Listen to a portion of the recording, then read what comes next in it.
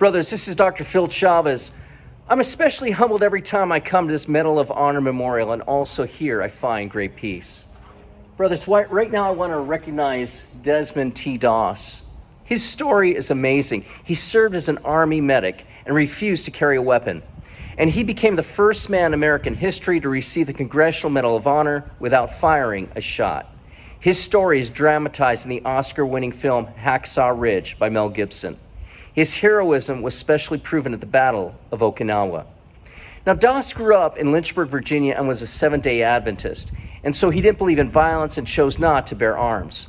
His beliefs and his job as a defense industry worker provided him a draft exemption, but he waived this privilege to serve his country, and he enlisted in the Army Medical Corps as a non-combatant.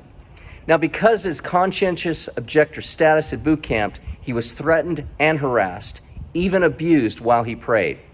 Now, in late April 1945, 26-year-old Doss and his battalion were called to help fight near their Irasomura, Okinawa, which was one of the biggest campaigns in the Pacific.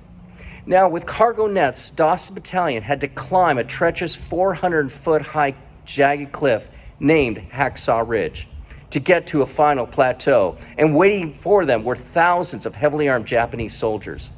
Now, during the month-long campaign, Doss treated several injured men, dressing their wounds right in front of the enemy and dragging them safely back to camp. Now, about a week into the fight, Doss was the only medic available to advance with the rest of the men. The Japanese at that point concentrated massive artillery upon them. The assault left many dead and injured. The remaining Americans were driven back to the escarpment except for Doss. He remained on the hill alone, and for several hours, he treated the injured there that he could find one by one and dragged them to the edge of cliff and lowered them to safely in a rope sling, again, hiding from the Japanese.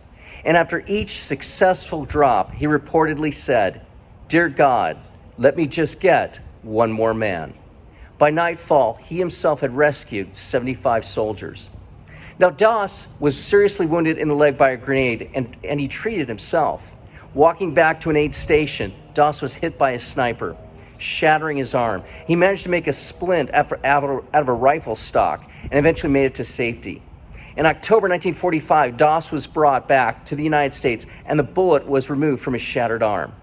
After surgery, he was taken immediately to Washington, D.C., where President Harry Truman placed the Medal of Honor around his neck.